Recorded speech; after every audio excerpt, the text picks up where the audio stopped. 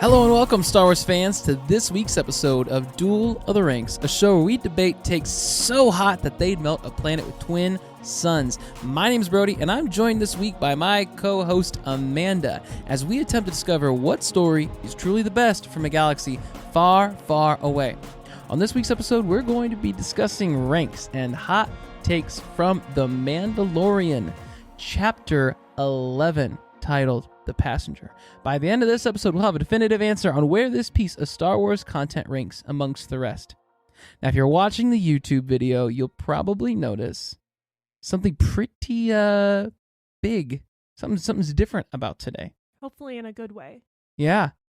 You might be thinking, Christian's not here. And if that's what you're thinking, you're not noticing the big difference in the studio. Yeah. I'm wearing over-ear headphones. Yes, finally, after this entire time, Christian and I have been like, get rid of the earbuds, my man. Like, come on, join the over-ear headphone game. It makes you feel so much more professional. Like, I am coming, like, we are in a studio. This isn't just your desk at work. No, it's true. My big thing is always like the over-ear headphones just kind of mad my hair down. But you're wearing a hat. Yeah, I know. And I thought about that. I'm like, the last few weeks I've worn a hat. I don't have an excuse. Yeah, no. So it looks good on you. Thank you. Yeah. There we go. It's the look. It's the look for this week. Yeah. So what is this episode of The Mandalorian all about? You know, I wish I could tell you because I couldn't watch it. Why? No, okay, I did watch it. This is the episode of The Mandalorian when Pelimoto tells Mando to take Frog Lady and her eggs to her husband, who knows a Mandalorian. So that's what sends him off world. But the catch is that he's not able to jump to light speed. Otherwise, it'll kill all of her babies. In the meantime, they get pulled over by some two X-Wings, and the Mandalorian leads them to this planet, an icy planet of sorts, and close to, and the Razor Crest takes quite a big hit and falls into an ice cavern that is unfortunately filled with spiders. Okay. And that's about all I could handle.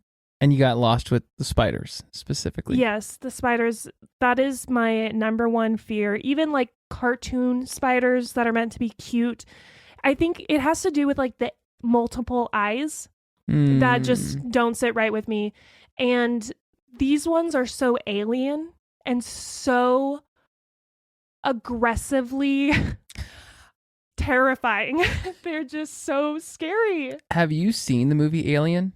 Yes. Could you imagine if those specific spiders with like those snouts just jumped on your face? Oh God, no! I would much rather take the out. xenomorph than one of these spiders. And mind you, I am a Lord of the Rings fan, and I've watched all of Harry Potter, and there's spiders in both of those movies. I could not handle the Shelob scene in, what was it? Return of the King? Well, yeah, but also in the Hobbit series, like she has a bigger scene, right? I feel like there is. There's a bunch of little spiders in the Hobbit. Yes, I had a panic attack when I saw that in theaters. So that's where I'm coming from. Isn't that arachnophobia? Is that what that is? Okay. But I would take Shelob over this. This. Wow. Definitely. That is how I learned something new today. I know, I hate it. Well, now we know. I enjoyed this episode. I mean, I didn't give it a great rating, but I enjoyed it. I thought it was a lot of fun. No, I was interested in Frog Lady's background with like, oh, her like race is dying. What's the story there? Like, that was kind of neat. Yeah, we got Pelly. We got back to the cantina on Mos Eisley, which was super cool. Yeah, there was some good fan service in there. Let's see. I wrote a few things down here of like ways they've decided to please the fans. You know, I want to call out that this series does a really great job at showing different alien races. Like we see Pelimoto having that card game with the Ant-Man, Dr. Paul Rudd. Wait, was that Paul Rudd? You said Ant-Man. No. But we have that guy, and then we also had like the one-eyed like Cyclops guy in like the previous episode. Yeah. And coming out of watching Andor, that was my biggest gripe about the series, was that it was too human-centered. Yeah. It was pretty human-centered. Like the whole prison was human guys. Do they separate them by race? Yeah. In these prisons? I have questions. I was watching a fan film this week. It was like, you'll be shocked, but it was about Boba Fett. Wow. Yeah, and it was really good too. And it's he and Bosk in this cantina somewhere, and there's Dengar in it, and it's just crazy how the kind of fan films people can put together now that have that level of detail and costume design and the cameras they used to film it. It's just nuts. So yeah, and then you watch something like Andor. I don't mind no aliens in something like Andor. It's Star Wars. Yeah, it's Star Wars, but I think for Andor it worked because like I don't really feel much for Chewie at all.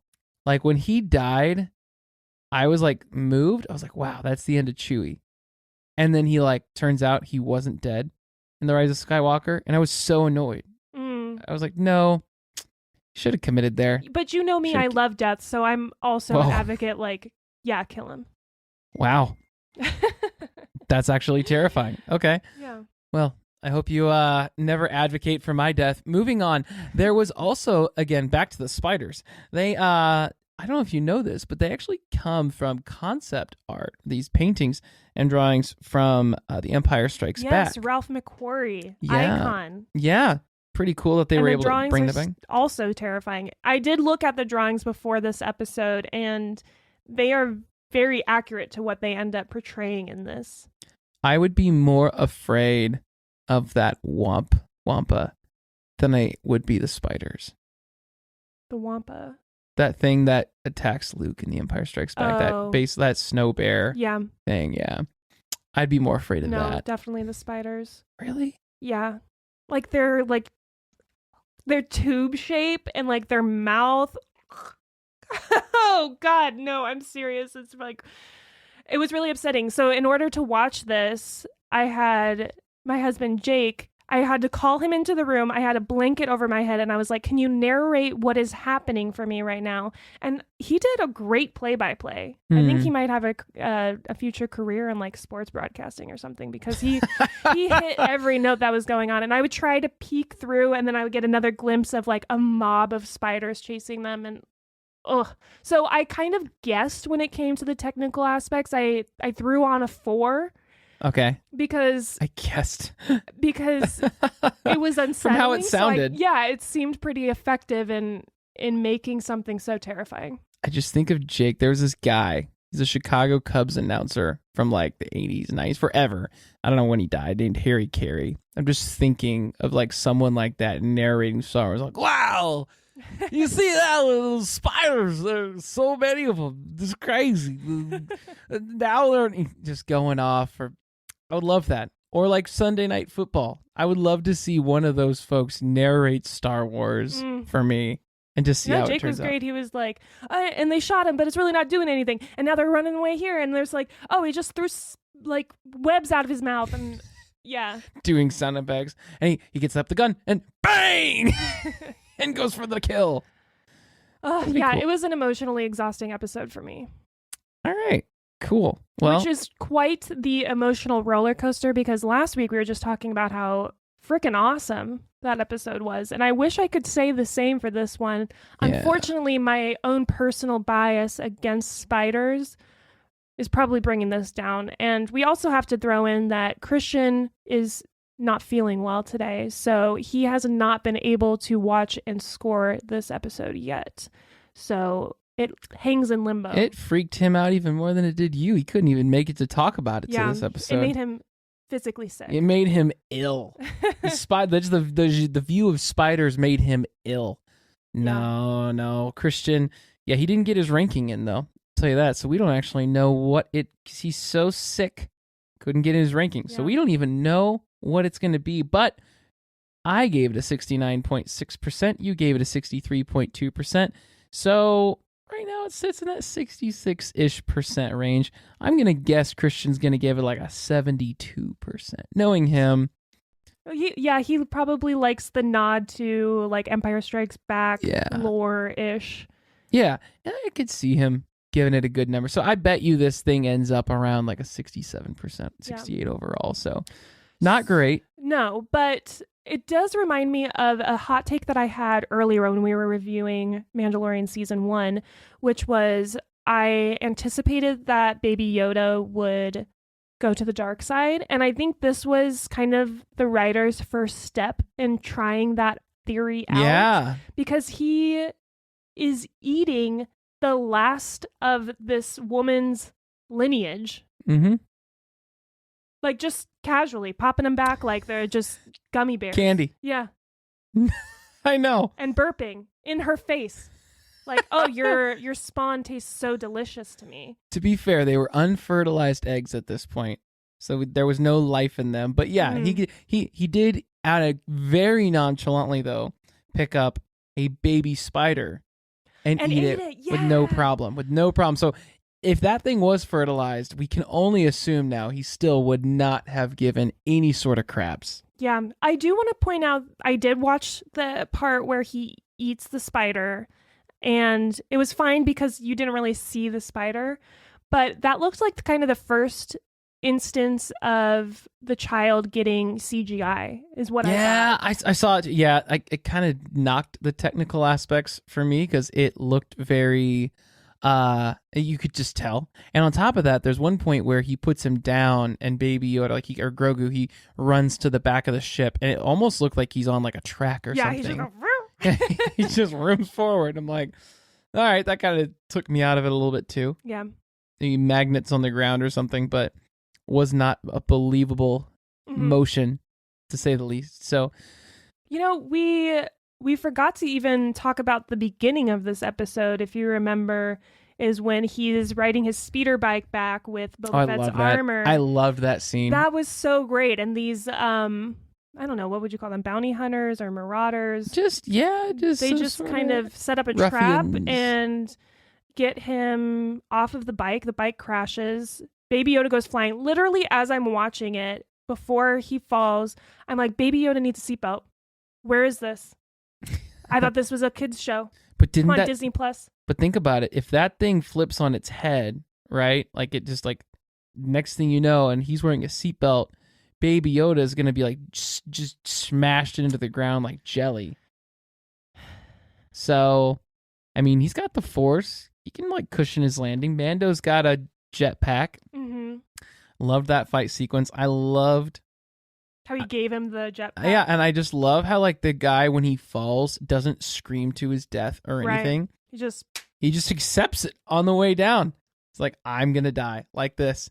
And like it's just kind of goes to show like Baby Yoda's like and maybe that's part of why Baby Yoda's so okay eating like these babies and stuff, and maybe the hints in the beginning, because he just sees death as just a part of life now and is so casual and sees his dad take it so easily that who cares? That's a good point. Yeah, the Mandalorian's creed is all about like following through, and Mandos have to kill a lot.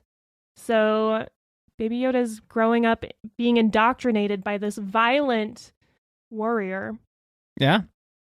And it doesn't help when all the stuff he's going to see with Boba Fett and everybody else. He's just taking it all in. Yeah. Oh, and there was a detail in that opening sequence, too, that I picked up on.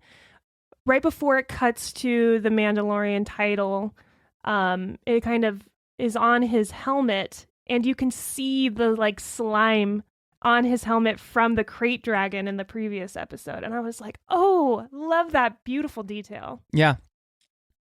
And that was cool too. It was a fun episode. I enjoyed it. I will say one thing that really bothered me, and it's kind of weird how much it bothers me.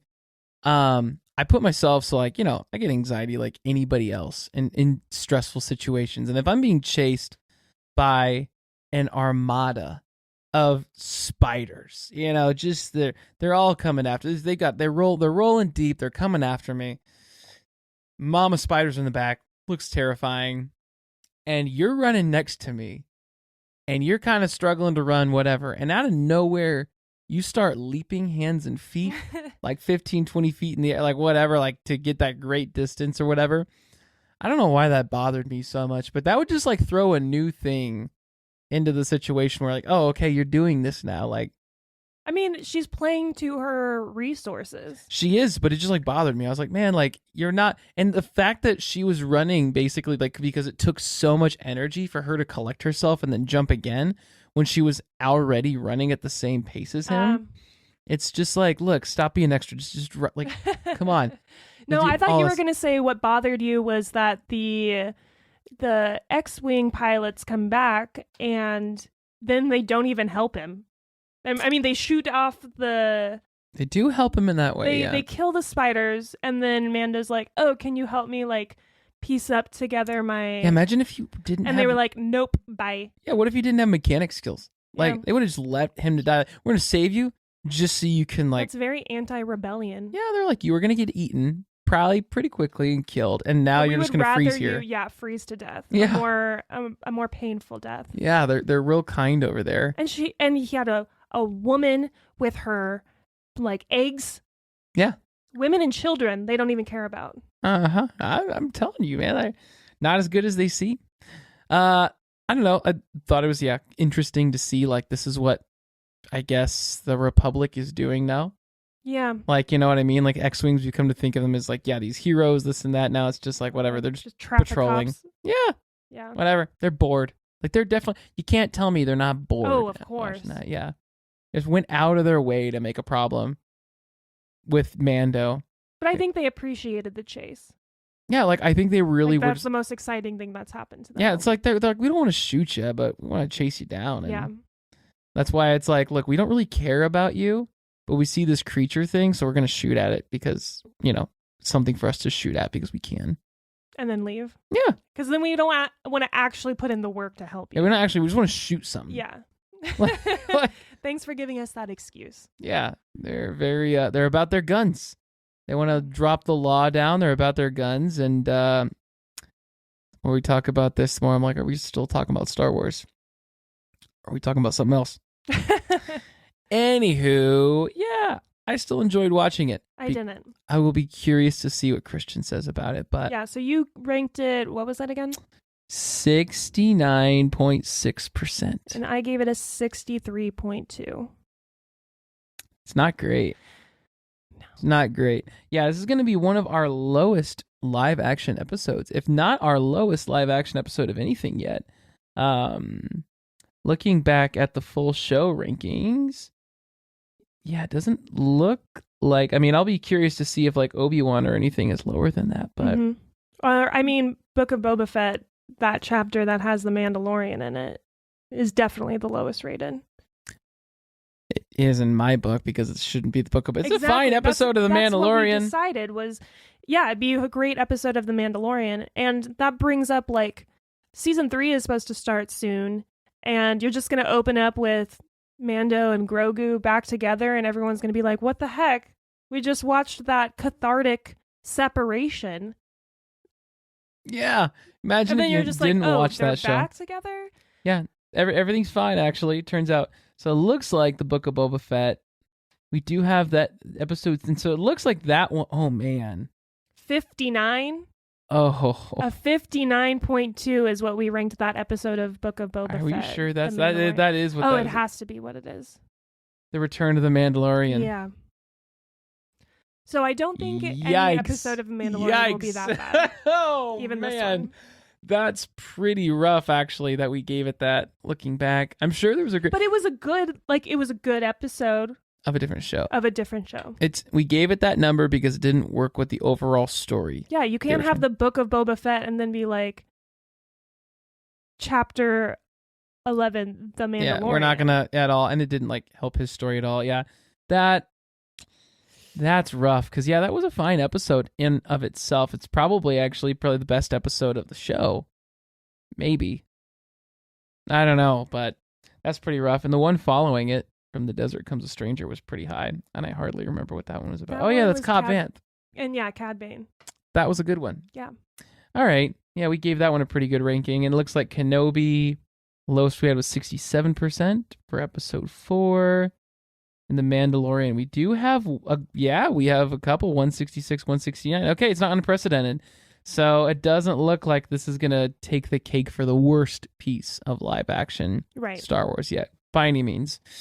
But that was a lot. I enjoyed it. I think season 2, I do remember when I watched this live, and it was the first time we saw Temuera Morrison like reprise his role. I mean, not even reprise his role, really just begin his first time ever live action role as Boba Fett. You mean his in the last episode when he has? Like, in the last one, and I remember just being like in awe, like this is happening. We're doing this now. Like, and everyone, I remember like, it's probably Captain Rex. Let's not get excited. And I'm like, no, I think it's Boba Fett. It's Boba Fett, guys. It's Boba Fett. He's here. He's here. He's finally made it. And then we jump into this episode, and here's Frog Lady and her eggs. Does Frog Lady have a name? I loved Pelimoto. Like, again, what a great actress. What's her name? I don't know. Amy Sedaris. There we go. There it is. Yeah, she just brings so much to that character. I know you gave her some crap last season. I like it medium rare. Yeah, Ugh. she's so funny. I love her so much. You do? Yes. Yeah. I'm so fine with her. Like at most, at best, I'm okay. I can tolerate her. I just like listen to her and I'm like, you know what? You're such a believable character because you're exactly like what someone in real life would be, where you'd be like, you're not a good actor. Like you talk this way, you this and this. Like you're so much your own person. It doesn't even seem like, you know what I mean? Like it's almost like cheesy. Yeah, it's just cheesy. Like we all kind of know someone where you're like, yeah, it's that. Like she exudes that personality so well that it almost takes me out of it. Because it's so believable that she's just her own thing. I think it's maybe also because she's acting alongside the Mandalorian, who is literally expressionless. Yeah. And only says like 10 words at a time, that she just next to him is so much personality. It'll be interesting to see, like, I feel like the show, for it to get better, like, because season 2, season 1 is just more of that awe factor. Like, whoa, this is really good Star Wars. Season 2, we are reintroduced to a lot of characters we've known before and meet new ones that are really cool and exciting. As the show goes on, I would love to see just more and more about Din Djarin just taking off the helmet and of like allowing him to have a lot of dialogue, a lot of lines, and really grow in that way, like we could appreciate with Andor. I would love to see that with The Mandalorian. So it'll be interesting. I know Jon Favreau, I think he wrote every single episode in season 3. Wow. Yeah. Every single one of them. Mm-hmm. So I don't know how I feel about that. I mean, I think we have enough Jon Favreau in the Star Wars universe, if I'm being honest. Whoa. Yeah. That you should have saved that for your hot take. Why? I mean, he's done a really great job at setting up the world and giving the platform. And what's so great about The Mandalorian, I think, is how they hand over the directing to different people. And I think more diverse writers and voices are going to make better stories instead of just one guy telling the story that he wants to tell. I don't know. I'd rather see someone see it through A to Z. All this disjointed stuff that we've done in the past. I think what that tells me is we'll probably have less like side quests and one cohesive story all the way through, which I'm a lot more excited about for this third season. So yeah, I mean, we're going to meet a lot of characters this season that are really going to impact that one. I'd love for season 3, I'd love for Mandalorian like to be like a 5-season type thing, end with a movie. And with everything going back to Mandalore with, you've got Thrawn who wants Mandalore, who's got a whole bunch of beef there. You've got, I guess you have Bo-Katan who wants the Darksaber, who knows what's going to happen there. You've got Moff Gideon, and you have like these former stormtroopers, and Sabine Wren is still out there. You've got the start of the First Order potentially that is coming out of this whole thing. Like they extracted DNA from Grogu, and we see that they're trying to clone Palpatine somewhere in this show.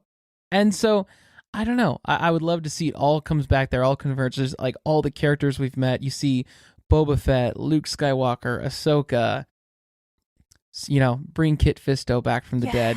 Like all the good Forget stuff. Mace Windu, bring back Kit Fisto. I would love it. I'd love it. He barely got nicked in the ribs. Like, who knows? Star Wars, you can just like pretend there's no like major organs there, and he's totally fine. So it's just taking a power nap. Love to see it. Well, that's this week's episode of Not Duel the Ranks. We're not done yet, but it is concluding this week's topical discussion on The Passenger. With that said, it takes us into our next segment of the show. Don't be too proud of this podcast you've constructed. The ability to rank content is insignificant next to the power of an exceptional hot take.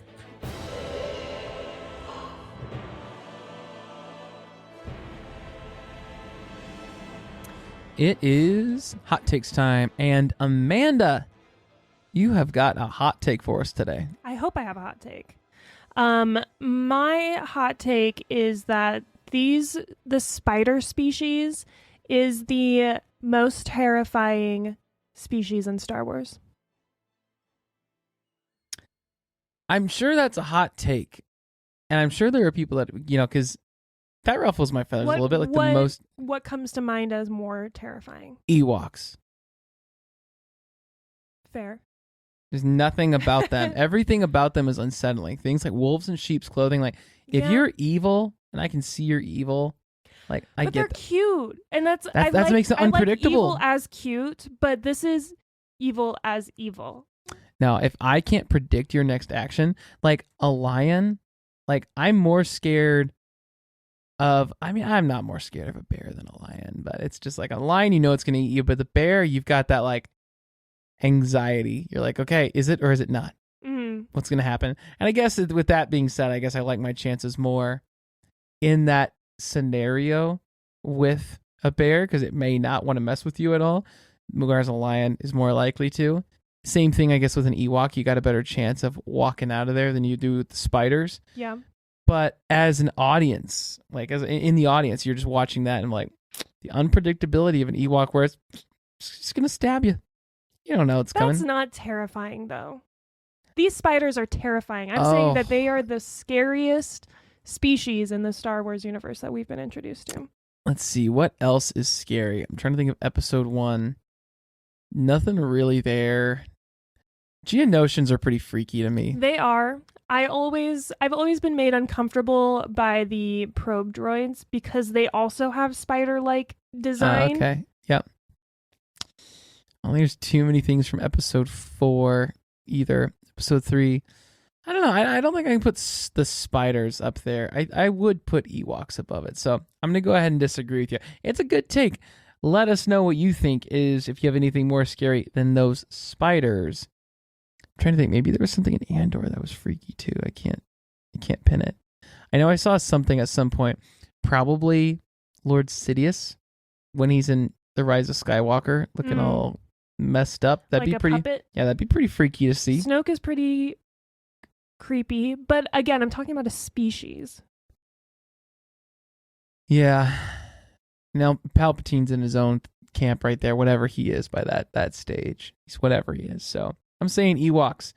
With that said, I'm saying no. We got a new soundbite to play when we say no. I got a bad feeling about this hot take.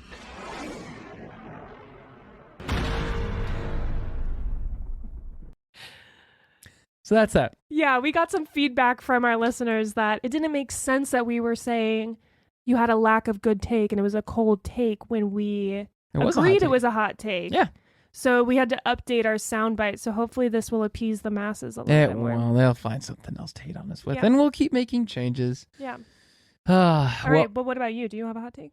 Oh, I definitely do. I wish Frog Lady died. So, yep. So here's my thing. I didn't dislike her or anything crazy like that, but can you imagine the emotional impact?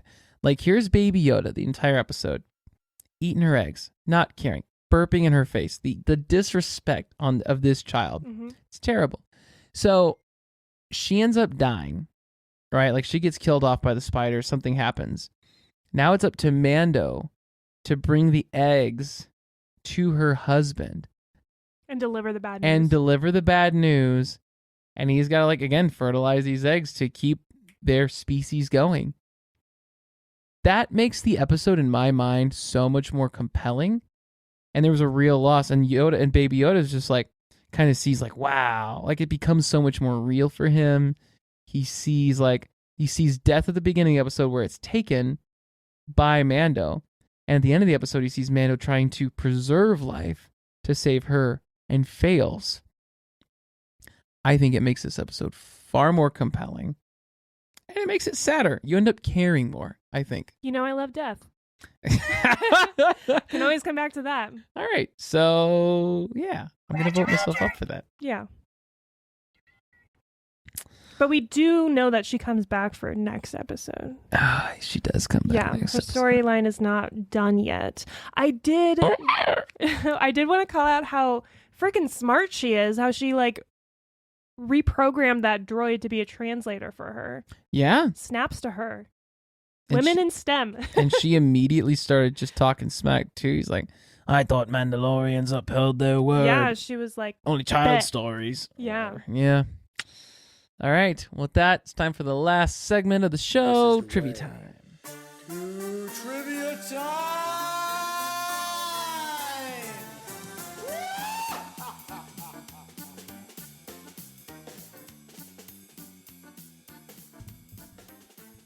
It's trivia time. It's trivia time. And I have the trivia for tonight. Ooh. So the spider species that we've been talking about all episode, they're called the Krykna. Krykna. The Krykna has how many legs? Do they have 5, 6, 8, or 9? 9. Final answer? Yeah. Wrong. It's 8, isn't it? It's 6. Really? Yeah. I wouldn't have said 6. Yeah, I know. They really are spiders then. Okay. No, they're not spiders. They're an insect. Technically. I mean, a spider has to have 8 legs. An arachnid. Oh, see, you know a lot about spiders. I thought spiders had 6 legs. No, they have 8. Shows how much I know. I don't like I know how to run a podcast. Multiple legs, multiple eyes. It's a no for me. What do you think of Spider-Man? I like Spider-Man. Really? Yeah. What would you do if you were stung or bitten? Not stung. Wrong word. Shows how much I really know about spiders. Bitten by a radioactive spider. You get the sweats. You're all of a sudden walking on walls. What level of anxiety are you at with your fear of spiders? Wow. I would definitely be having an identity crisis. That's for sure. Would I kill myself? Yo! Wow, that got drastic. I don't know how I would cope with that because I could probably then I would have spidey senses, obviously, which means I would probably have like a mental connection to every spider in the universe. And whenever I was around one, I would be able to talk to them and I just wouldn't want to know. But maybe by being bit by a radioactive spider, it would overcome my fear, like exposure therapy. Okay.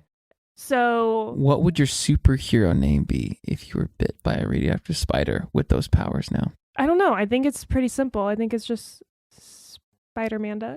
Spider-Manda! Wow, that came too fast. That was great. Yeah, I think you'd use it for evil pretty quick, though. I think most people, if given a superpower, would be a Robin Hood of sorts. I would steal from the rich and give to the poor. I feel like they'd catch you pretty quick. Yeah, I'm a pretty clumsy person. Wow. Not that it's you. It's just like, I don't believe anyone with Spider-Man's powers in today's world is getting away with robbery of the rich. You could rob the poor and give to the rich and probably be fine. Yeah, it happens every day. Yeah. You'd be fine. Yeah. Is that the superhero power you'd want? No. What would you want? Would I want to be a spider as my superhero? No. I would probably like to be able to go into different dimensions. That is terrifying. Why would you want to do that?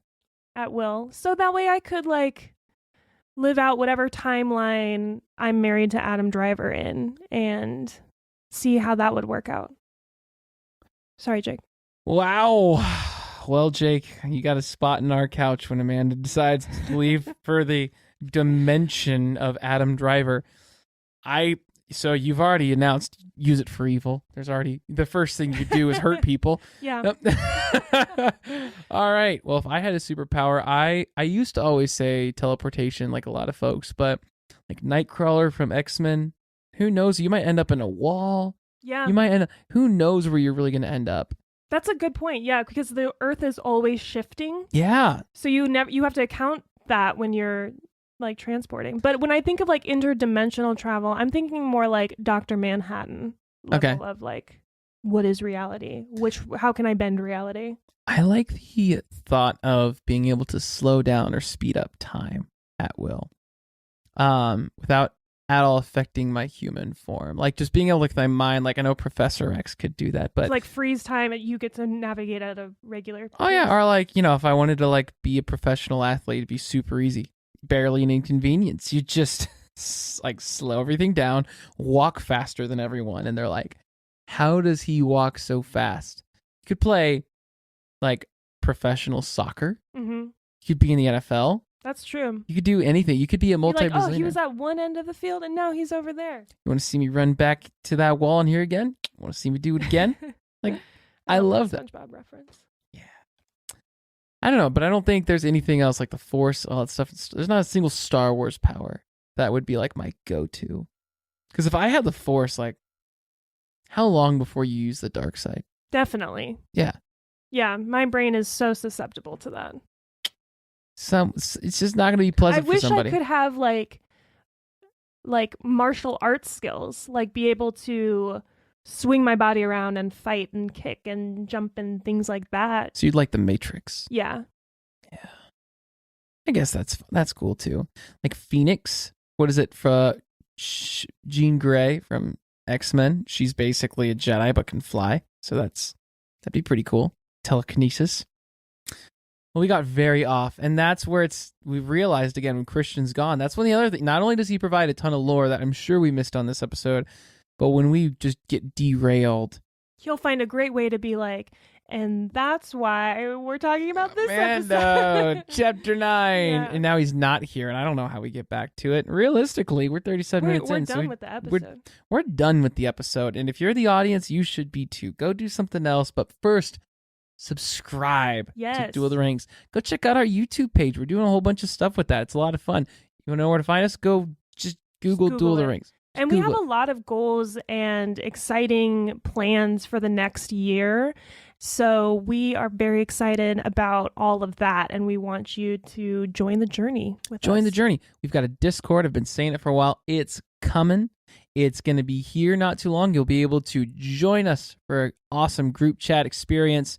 We're going to be doing more stuff with TikTok, opening up we're going to start opening the door for sponsors. We're at that point where some folks have asked, so we're going to be doing that now. Pretty exciting stuff. So yeah, adding some stuff about us on the website, some stuff for sponsors, a whole lot of new stuff coming. And we've only been doing this for a year. 1 year. 1 year. And like we were just doing this in our homes via like Skype almost, whatever. Well, like, yeah. Just all calling in. And now we have a whole beautiful studio, some amazing equipment, and a whole lot of experience under our belt. Who'd have thought we'd be doing this? Not me. Not me. And yet, here we are. That is this week's episode. I still can't close, though. It's been a year. We got a lot of good stuff coming, but not good closes. That is this week's episode of Duel of the Rings. Google us for more info if you want to find us. We're out there. DUEL. If you type in Duel, DUAL, you're going to get a whole other show. That's not us. Look it up. Look forward to seeing you on next week's episode as we discuss Chapter 12 of The Mandalorian. See you then.